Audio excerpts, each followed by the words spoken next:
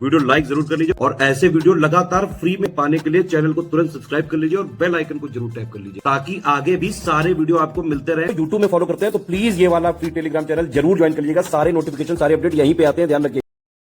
जैसा कि आप सभी जानते हैं, बीपीएससी एईडीओ का एग्जाम जो है अपरिहार्य कारणों से स्थगित कर दिया गया है और परीक्षा की पुनः आयोजन की तिथि जल्दी प्रकाशित की जाएगी। लेकिन जल्दी ही एग्जाम होने की उम्मीद है।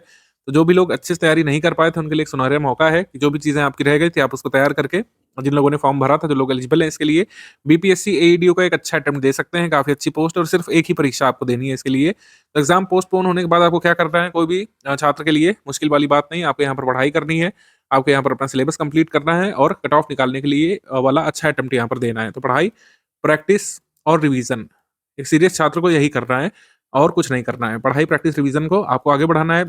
जिन लोगों की पढ़ाई अच्छी नहीं हो पाई थी उनके लिए अच्छा मौका है। आप अपनी पढ़ाई कंप्लीट कर सकते हैं। जो भी चीजें आपकी रह गई थी, जो भी सब्जेक्ट आप नहीं अच्छे से पढ़ पाए थे, उसको आप अच्छे से पढ़ सकते हैं। स्टडी फॉर सिविल सर्विसेज का लेटेस्ट पेड बैच हमने शुरू कर दिया है। लेटेस्ट टेलीग्राम बैच हमने यहाँ पर शुरू कर दिया जिसमें आप एडमिशन लेकर के अपनी बची हुई चीजें पूरी तैयार कर सकते हैं। हमारे लेटेस्ट पेड बैच में आने के बाद आपको कंप्लीट सिलेक्शन मटेरियल मिल जाएगा जो आप लिमिटेड टाइम फ्रेम में तैयार कर सकते हैं। सारे रिकॉर्डेड वीडियो लेक्चर हमने अपने पेड बैच में दे दिए हैं। जहां पर भी आपकी कमजोरी है, मान लीजिए आप सामान्य योग्यता में कई सारी चीजें नहीं तैयार कर पा रहे हैं, तो ब्रीफ में हमारे वीडियो लेक्चर देख करके तैयारी अभी भी कर सकते हैं। कंप्लीट आपको करंट अफेयर मिल जाएगा। पीडीएफ नोट्स में सारा मटेरियल दे दिया गया है, आप उसको प्रिंट करके भी पढ़ सकते हैं। लेटेस्ट पेड बैच में कुछ भी आपको वेट नहीं करना पड़ेगा। हमारी पेड क्विज में सारे क्वेश्चन अपलोड कर दिए गए हैं, बस आपको उसको सॉल्व करते जाना है और अपने सिलेबस को अच्छे से रिवाइज करते हुए कट ऑफ की तरफ आगे बढ़ना है। क्या ट्रेंड है, क्या पैटर्न है और जो है कैसा पेपर आपको देखने को मिल सकता है, स्ट्रैटेजी क्या रखनी चाहिए पोस्टपोन होने के बाद, इसके बारे में बात करते हैं। जो लोग पेड बैच में आएंगे वो लोग क्या स्ट्रैटेजी फॉलो कर सकते हैं उसके बारे में भी ये पूरा वीडियो रहेगा। इसको शुरू से लेकर आखिर तक आप लोग देखिए। इसका पैटर्न यहाँ पर समझा देते हैं। 2 स्टेज की प्रोसेस है ये। पहला ओएमआर बेस्ड एमसीक्यू पेपर होगा जिसमें कुल मिलाकर आपको 3 पेपर देने हैं। एक जीएस का पेपर है जिसमें 100 क्वेश्चन होंगे, 100 मार्क्स का पेपर होगा, 100 क्वेश्चन 100 मार्क्स, ये एक पेपर हो गया।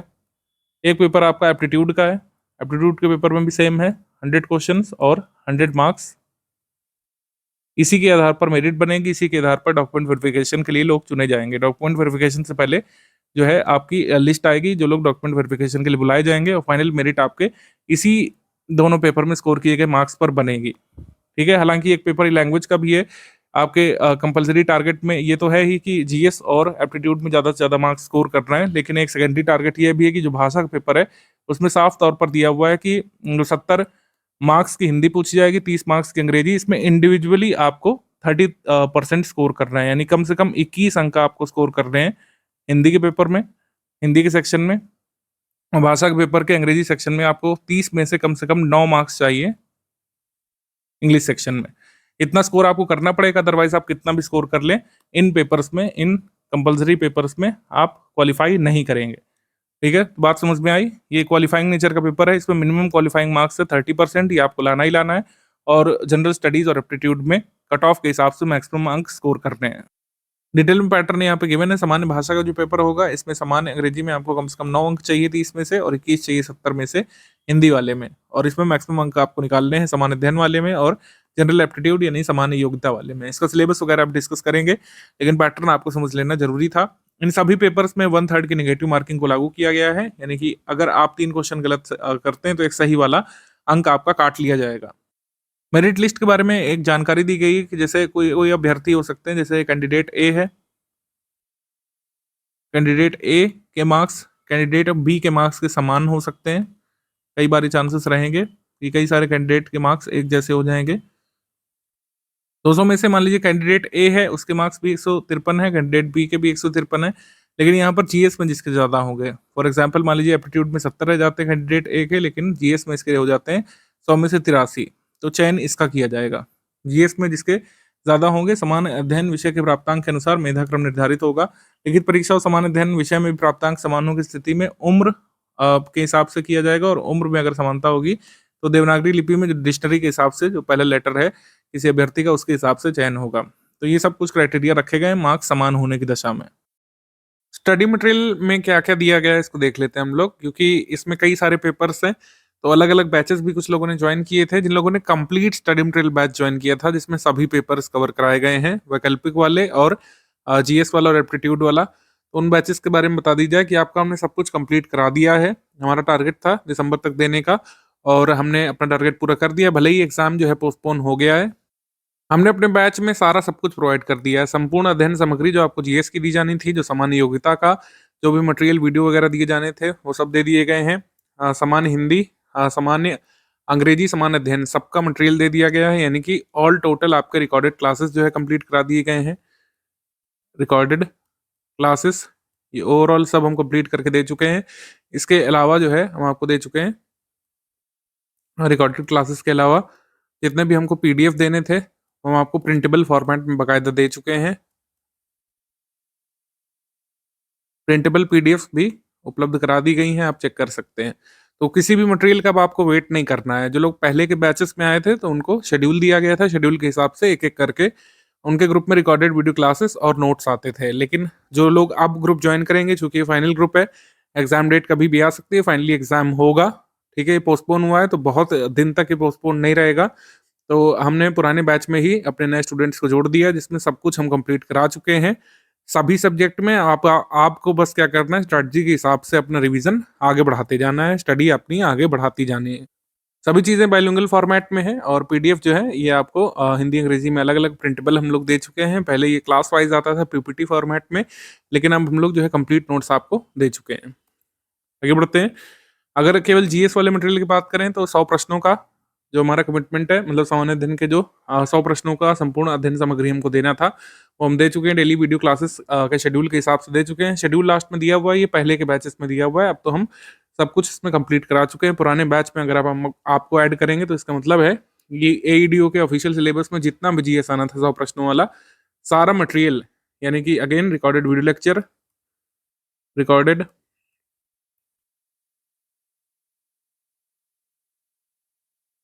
रिकॉर्डेड वीडियोस और जो है जितने भी आपके पीडीएफ नोट्स हैं वो हम आपको उपलब्ध करा चुके हैं। इसमें एक एक करके सब्जेक्ट वाइज दिसंबर में ही कंप्लीट करा दिया जाएगा जैसे लिखा हुआ है। तो इसका मतलब है हम आपको ये कंप्लीट करा चुके हैं प्रीवियस बैच में और इसी बैच में आपको ऐड कर दी जाएगा।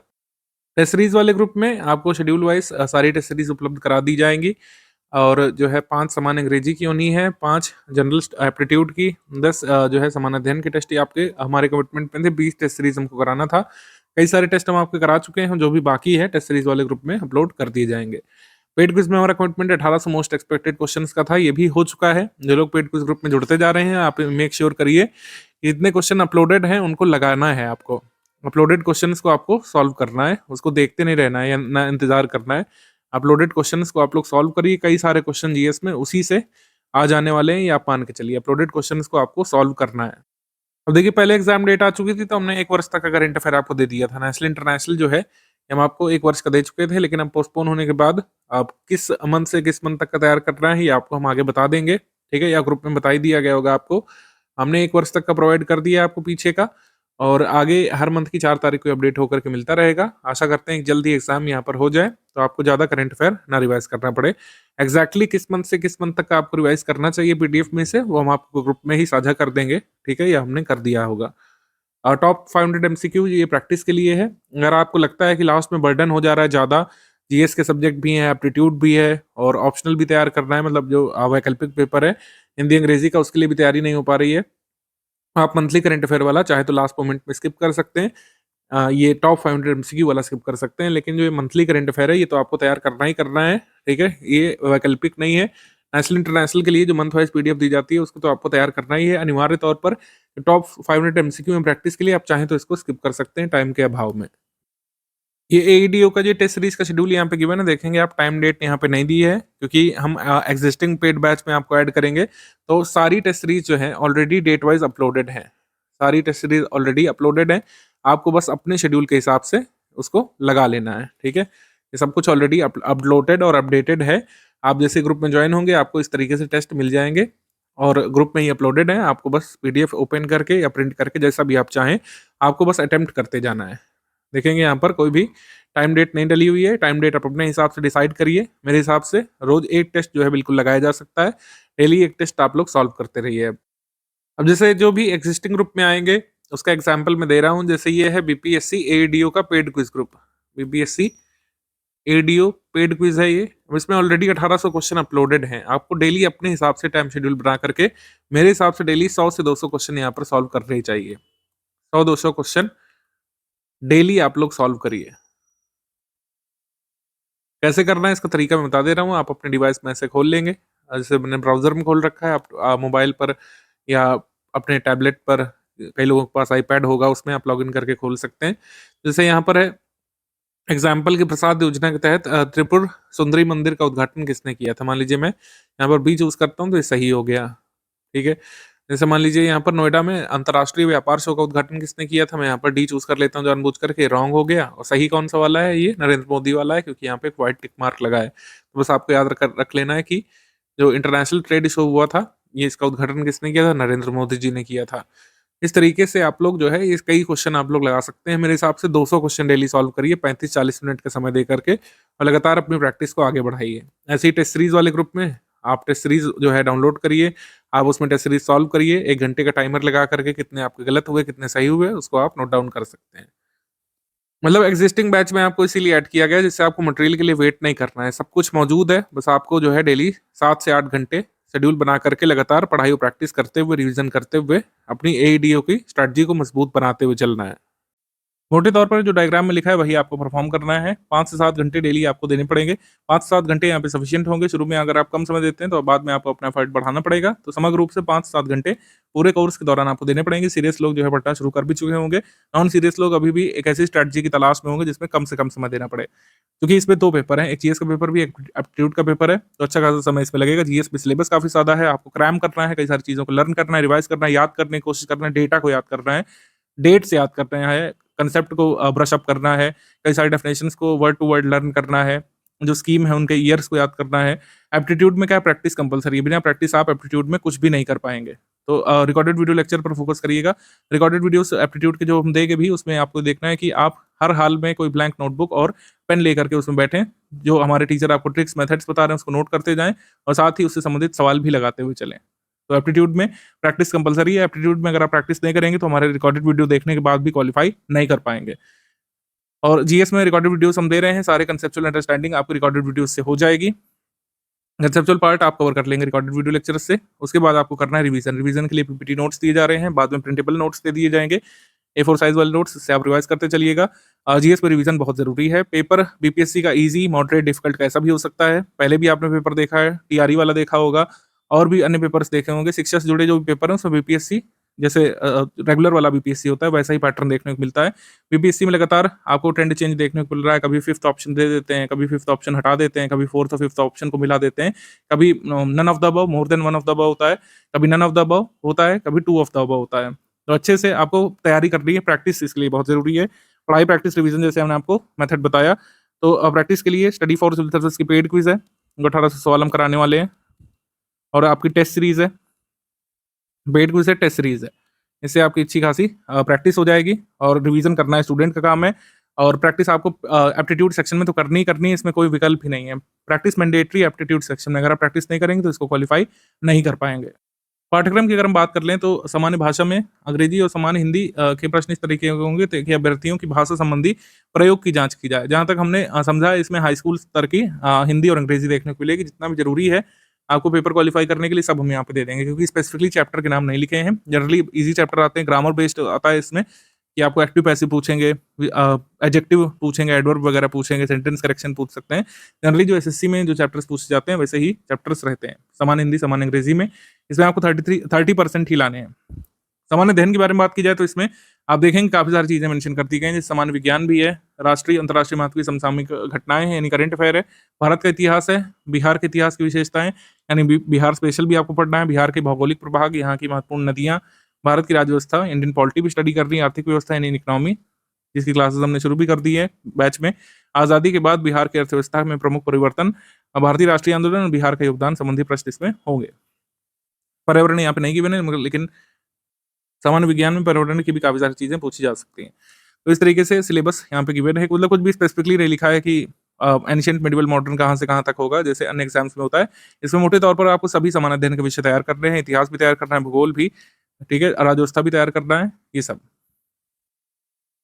सामान्य योग्यता के लिए बारे में बिल्कुल टेंशन लेने की बात तो नहीं है। जितने भी टॉपिक्स यहाँ पे मेंशन किए गए हैं, सभी के रिकॉर्डेड वीडियो लेक्चर्स हम आपको दे देंगे। अगर आप हमारे टीचर द्वारा बताई गई ट्रिक्स और मेथड्स को फॉलो करते हुए अच्छे खासे नंबर ऑफ सवाल लगा लेंगे, तो एप्टीट्यूड के पेपर में कोई भी दिक्कत नहीं होने वाली है।